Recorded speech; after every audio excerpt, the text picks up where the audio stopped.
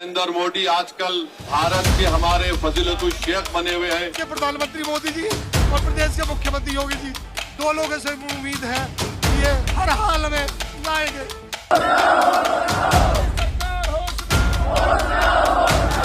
Social media खोल के देखो, लाखों मुसलमान आप वहाँ पे हैं। हम तो ज्यादा से ज्यादा 100 पहुंचेंगे और नहीं चलेगी, जुल्म सितम नहीं चलेगा। वक्फ अमेंडमेंट बिल 2024 को लेकर दिल्ली के जंतर मंतर में मुसलमानों ने प्रोटेस्ट शुरू कर दिया है, वो भी रमजान की हालत में, रोजे की हालत में। और इस प्रोटेस्ट में सबसे खास बात देखने को ये मिली कि उस प्रोटेस्ट में असदुद्दीन ओवैसी साहब की भी एंट्री हुई और ओवैसी साहब के साथ साथ यति नरसिंहानंद सरस्वती भी दिल्ली के जंतर मंतर की तरफ बढ़ रहा है। साथ ही क्यों आखिर हिंदुत्व संगठन सड़कों में बैठकर रो रहा है, उनके आंसू गिर रहे हैं, और क्या इस प्रोटेस्ट के बाद वक्फ अमेंडमेंट बिल 2024 को वापस ले लिया जाएगा, या वक्फ अमेंडमेंट बिल 2024 को समझकर आपको मैं ये ना बता दूं कि वक्फ अमेंडमेंट बिल 2024 को आखिर कैसे रोका जा सकता है और कौन इसे रोक सकता है। तो पूरी वीडियो को लास्ट तक देखिएगा, अंत तक बने रहिएगा ताकि आपको समझ में आए कि आपको प्रोटेस्ट में जाना चाहिए या नहीं जाना चाहिए, और अगर कोई मीडिया वाला आपसे सवाल पूछे तो फिर आपको उसको क्या जवाब देना चाहिए। वीडियो को शुरू करने से पहले अस्सलाम वालेकुम रहमतुल्लाहि व बरकात। अल्लाह के नाम से शुरू जो बड़ा मेहरबान और निहायत रहम करने वाला है। मैं हूं मोहम्मद हफीज अंसारी और आप देख रहे हैं द पॉलिटिकल। तो दिल्ली के जंतर मंतर पर रिजेक्ट वक्फ बिल के नाम से एक प्रोटेस्ट चल रहा है, जो कि ज्वाइंट पार्लियामेंट्री कमेटी के बहुत सारे पार्टियां थी, जिसमें ओवैसी साहब हैं, टीएमसी के सांसद है, समाजवादी पार्टी के सांसद, कांग्रेस के सांसद और कई मेंबर ऑफ पार्लियामेंट के लोग वहां पर मौजूद है, और ये कई सारे मुस्लिम संगठन के नेतृत्व में हो रही है।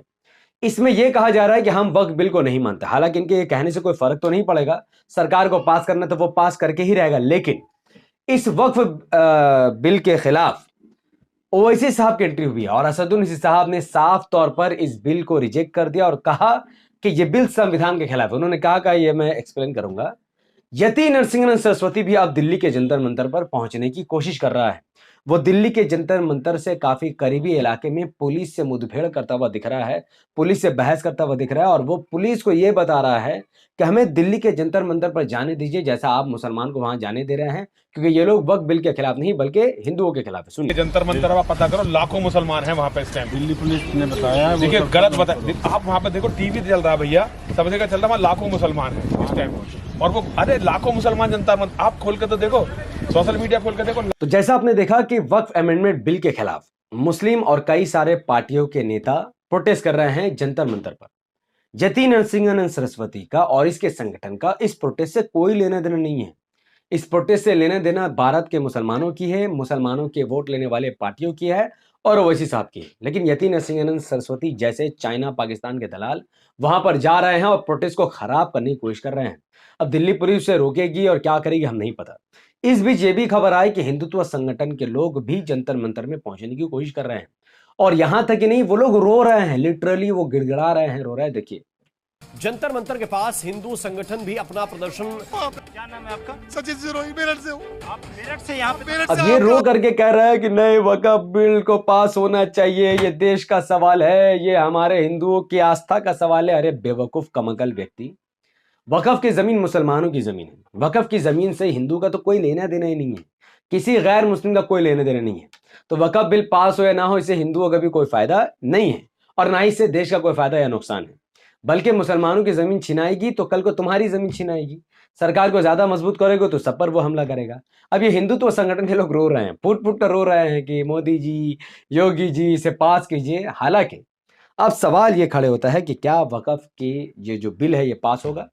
तो पहले समझिए कि वक्फ अमेंडमेंट बिल 2024 आखिर क्या है। देखिए, इस बिल के अकॉर्डिंग ये कहा गया कि अगर कोई व्यक्ति किसी वक्फ प्रॉपर्टी पर दावा करेगा कि ये प्रॉपर्टी मेरा है, वक्फ की नहीं है, तो वहां कलेक्टर इस बात पर फैसला करेगा कि ये जमीन किसकी है। और आपको पता है कि कलेक्टर किसके फेवर में फैसला करेगा? कलेक्टर मुसलमानों के खिलाफ और सरकार के हित में फेवर करेगा। तो भाई जमीन एक, जैसे मेरी एक जमीन है और मैंने वक्फ कर दिया, मैंने कहा कि नहीं ये मेरी जमीन है, मेरे बाप दादा की जमीन है, मैं चाहता हूं कि इस पर कब्रिस्तान बने, मस्जिद बने, मदरसा बने, अस्पताल बने, तो इसकी निगरानी अब वक्फ बोर्ड करेगा। अब 10 साल बाद, 20 साल बाद एक आदमी आता है कहता है नहीं ये हमारे पूर्वजों की जमीन है, और कलेक्टर साहब कहेंगे नहीं, अच्छा हाँ ये मैं फैसला करता हूं कि ये जमीन मुसलमानों की नहीं है, तुम्हारे पास पेपर है चाहे जो भी है, मुसलमानों की नहीं है, ये हिंदुत्व संगठन की जमीन है, सरकार की जमीन है। तो ये एक नुकसान है। दूसरा, वक्फ की जो संपत्ति है इस पर सिर्फ और सिर्फ फायदा मुसलमानों को ही होना चाहिए, किसी और को नहीं होना चाहिए। अभी इस बिल के अकॉर्डिंग वक्फ की संपत्ति पर मुसलमानों के साथ साथ गैर मुस्लिमों को भी जगह दी जाएगी। वो फैसला करेंगे इसमें क्या होना चाहिए, क्या नहीं होना चाहिए। यानी यह शरीयत पर भी बहुत बड़ा हमला और संविधान पर भी बहुत बड़ा हमला है। तो वक्फ अमेंडमेंट बिल 2024 सीधे सीधे कॉन्स्टिट्यूशन पर हमला है और मुसलमानों की अपनी जमहूरियत पर भी हमला है। तो इस चीज को रोकने के लिए जंतर मंतर पर इसको प्रोटेस्ट किया जा रहा है कि भैया ये हमारी जमीन है, कलेक्टर कौन होता फैसला करने वाला है, या आप कौन होते हैं हमारी जमीन हमसे छीनने वाले। तो खैर ये बहुत मोटी मोटी बात है, अब इसको छोड़िए। क्या वक्फ अमेंडमेंट बिल 2024 पास हो सकता है?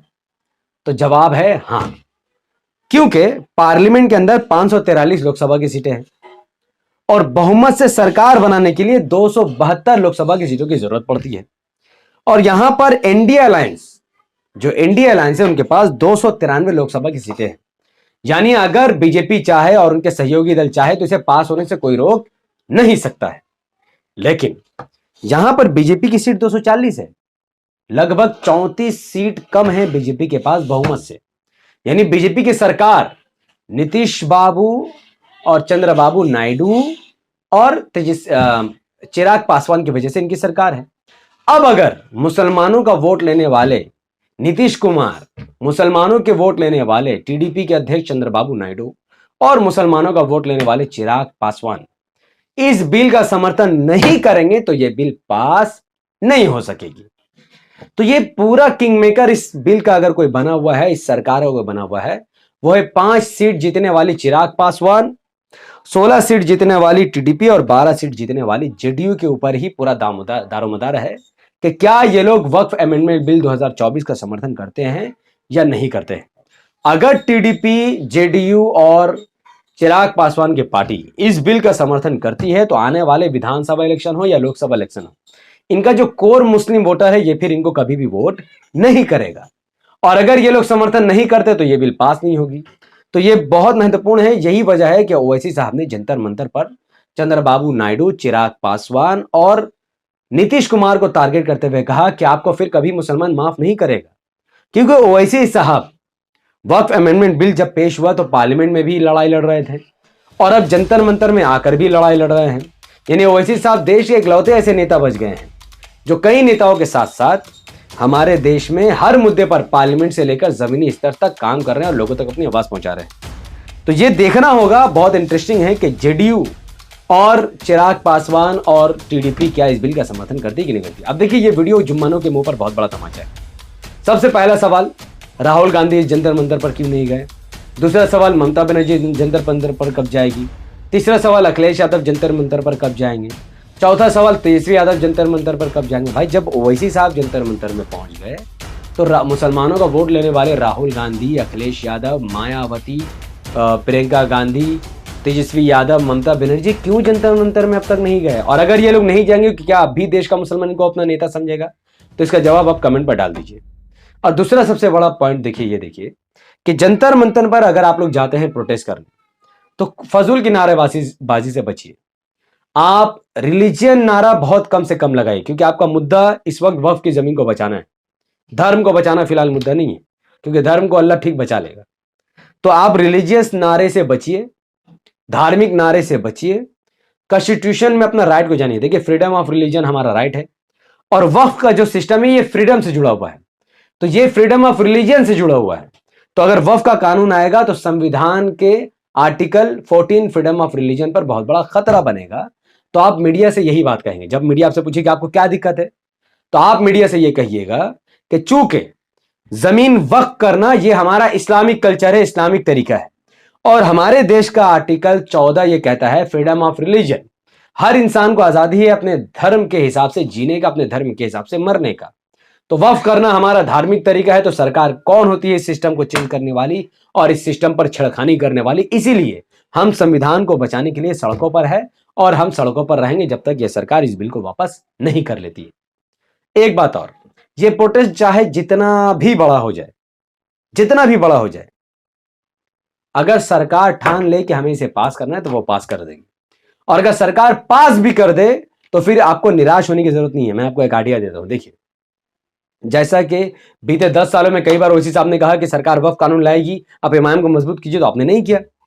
आपने दलाली की समाजवादी पार्टी की, कांग्रेस की, टीएमसी की, आरजेडी की, जेडीयू की, टीडीपी की, और इनमें से कई सारी पार्टियां वक्फ बिल के समर्थन में, वक्फ बिल के विरोध में। आज अगर इमाम के 15 से 20 सांसद, अरे 3 ही सांसद होते तो पार्लियामेंट में अच्छा खासा बहस बढ़ जाता वक्फ को लेकर। तो अब क्या होगा देखिए, अगर इस बार बीजेपी सरकार वक्फ कानून को पास कर भी दे तो भारत के मुसलमानों को क्या करना चाहिए, तमाम पार्टियों को लात मारकर सिर्फ एआईएमआईएम को वोट करना चाहिए। क्योंकि अगर इस देश का 20 करोड़ मुसलमान एक तरफा इमाम को वोट करेगा तो इमाम 50 सांसद सीट जीत सकती है। चाहे कोई कितना भी वोट कर ले, फिरली काट ले, फिर भी इमाम 50 सांसद जीत सकती है। और अगर हमारे देश में इमाम के 50 सांसद होंगे तो किसकी क्या ही हिम्मत होगी टोपी दाढ़ी पर सवाल उठाए, और किसकी क्या ही हिम्मत होगी कि वो वक्फ के खिलाफ कोई बिल बनाए, और किसकी क्या ही हिम्मत होगी कि मस्जिद के बाहर होली खेले, और किसकी क्या ही हिम्मत होगी कि किसी मस्जिद पर दावा ठोक दे। तो मैं इससे ज्यादा आपको क्या दिमाग दूं? तो अब आपके ऊपर है। अगर आप सब इस वीडियो को वाइडली शेयर करेंगे, लाइक करेंगे, कमेंट करेंगे, तो ये जो बातें मैंने आपको बताई ये तमाम भारत के मुसलमानों के दिमाग में बैठेगा और उनको समझ में आएगा कि उनसे गलती कहां हो रही है। तो इस वीडियो को लाखों लोगों तक पहुंचाइए और अपनी बात कमेंट पर बताइए कि क्या आप जंतर मंतर में जा रहे हैं।